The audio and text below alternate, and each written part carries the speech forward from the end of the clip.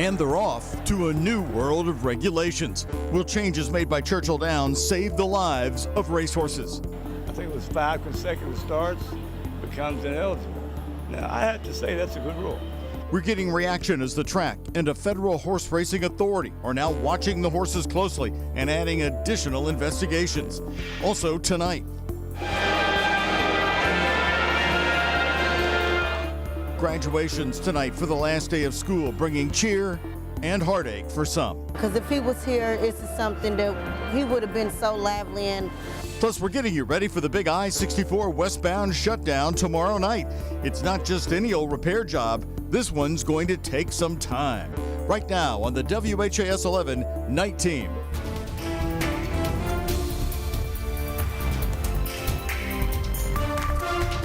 All news since 6 o'clock right here tonight, just hours after Churchill Downs releases immediate new safety actions at the track for daily races. Twilight Racing takes right off from the starting gate tonight. Hello, everybody, and thanks for joining us on the WHAS 11 Night Team. I'm Doug Proffitt. We found racing fans very concerned about the safety of the horses that they were watching and betting on tonight. It comes after 12 horses have died there since April, including 2 on Derby Day. WHAS 11 Night Team's Taylor Woods and photojournalist Ian Hardwitt have reaction from fans. Twilight Racing at Churchill Downs. On the same day, the track announces changes to protect horses after a string of deaths since April, something that has disturbed race fans. I can't take it. That's how bad it hurts me, because they try so hard and give it their all. The new safety initiatives include purse payouts limited to top 5 finishers, horses being restricted to 4 starts over 8 weeks, with some of them now ineligible to race for poor performance. Matt Hegarty with the Daily Racing Forum told us it's a start. All the trainers are willing to do whatever it takes if they can try to figure out a way to reduce these injuries to a level that's at least manageable. The Federal Horse Racing Integrity and Safety Authority also announced its oversight will include collecting additional blood and hair samples for all fatalities. An additional federal review of state necropsies of the horses that died. Horse racing fans believe it's a good move. I think that'll help. I think it'll weed some out. I really do. Racing journalists told us these measures were reasonable decisions to reduce the amount of injuries and deaths. To make sure that some horses that might be at risk just based on their past performance history rather than their veterinary history might be eliminated from racing. Horse racing fans at Churchill tonight from all over insisted that the safety of the horses matters to them. Anything they can do, like I said, to just continue to improve the health of the horses is good. I'm a big fan of horse racing, but I'm not a fan of them falling. You know, it's hard to see, hard to watch on TV, so anything to make them safer, I'm for. Another horse racing fan says she has seen enough horses get euthanized and feels this new regulation is a fair decision. I do, because I don't want to see the weaker horses out there getting hurt, because they'll be the ones that get shot down, and it's not fair to them. The changes started immediately, just in time for Twilight Racing and the first post time of 5 o'clock. At Churchill Downs, Taylor Woods, WHAS 11 Night Team on your side. And our focus team has, for the past several weeks, been looking into the series of horse racing deaths at Churchill Downs and in the industry as a whole. To see their full investigation, which we aired earlier tonight, go to our website, WHAS11.com. Louisville Metro Police have made a 3rd arrest in a deadly December shooting that happened in Louisville's St. Dennis neighborhood. Officers arrested 18-year-old Jaquan Duggar Jr. for complicity to murder, wanton endangerment, and receiving stolen property. 19-year-old Eric Williams was shot and killed on December 16th as he was standing in the kitchen of his family's home on Sunset Circle. Officers arrested Tevin Smizer and Justin Walls back in January in connection with the shooting. Detectives have previously said they believe the shooting was connected to one that had happened at Jefferson Mall, and they do not believe Williams was the intended target. Duggar is expected to be arraigned in Louisville tomorrow morning. A Southern Indiana court has decided to bring in a jury from out of town for the murder trial of the boy found in a suitcase. Dawn Coleman, one of 2 people accused in the death of 5-year-old Cairo Jordan, had originally asked for a change of venue.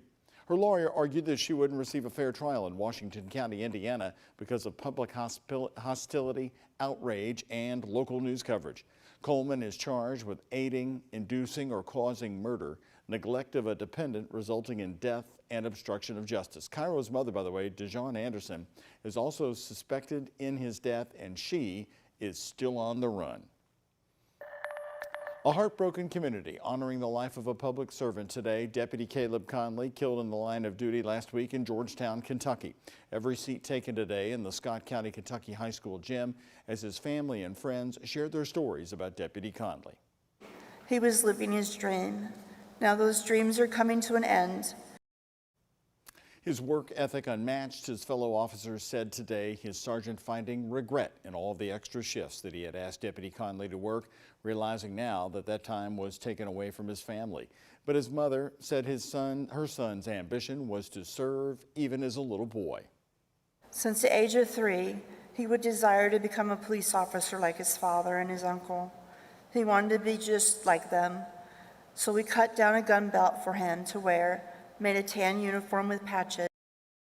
Governor Andy Beshear attended the funeral today, and following the funeral, a miles-long procession escorted Deputy Conley from Georgetown to his hometown of Cynthiana, where he was buried. The sheriff's office has started a fundraiser for the family called the Deputy Caleb Conley Memorial Fund. We have a link to that on our website, WHAS11.com. The coroner now has identified the man whose body was pulled from the Ohio River Wednesday as a well-known civil rights attorney here in town. 57-year-old Jim Ballinger drowned in a boating accident near Captain's Quarters at Harrods Creek. Police say he went overboard in Harrods Creek early Sunday morning. Ballinger was a lawyer in Louisville, seen here during a 2021 interview with us about a lawsuit against Metro Corrections. After days of searching, his body was discovered Tuesday night. The coroner says his death was accidental. We also learned today of the death of the man who created the Norton Commons neighborhood in eastern Jefferson County. Charles Osborne was a bigger-than-life figure, and he lived to show it. He died at the age of 96.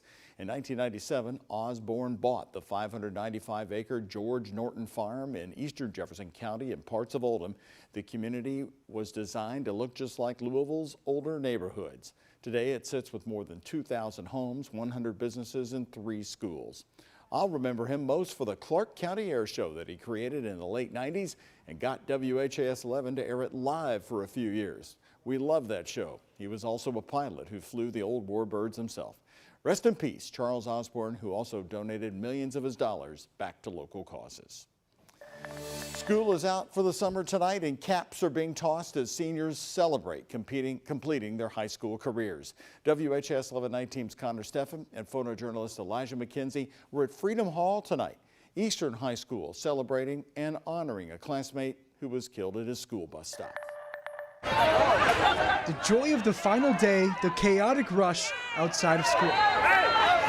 Accompanied by screams just as sweet as the ice cream in hand, could only mean one thing this time of year.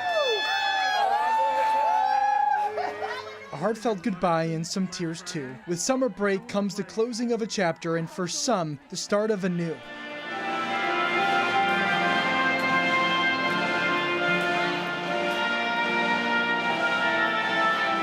I think the kids are super excited, so a lot of exciting stuff happening. You could hear it from a mile away. The electrifying roar of supportive families and distinguished graduates repping Eastern High School for one last time. But even louder was what you couldn't hear and who you couldn't see. And if he was here, this is something he would have done. So I'm glad we got to be here. And it's about the students. You know, it's about them. Thursday night would have been a marquee moment in the young life of Tyree Smith, if he made it past the age of 16. His dream came to a screeching halt after a drive-by shooting at a bus stop in 2021. 2 JCPS students were charged in connection with that incident. And that thought was not lost on anyone here, as Tyree Smith's family got to celebrate the would-be graduate in front of hundreds who honored the young life gone too soon. All of our students and staff are wearing a blue ribbon because he was a part of our Eagle family. I'm happy to be here. I'm honored that my son is being honored this way.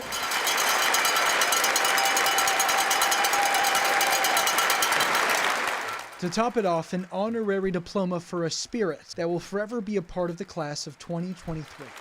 That Tyree was such a happy, loving person that I'm glad that he get his diploma, because if he was here, it's something that he would have been so lively and loving and happy about. And I think everybody has come together just to create and honor his memory in everything that we do.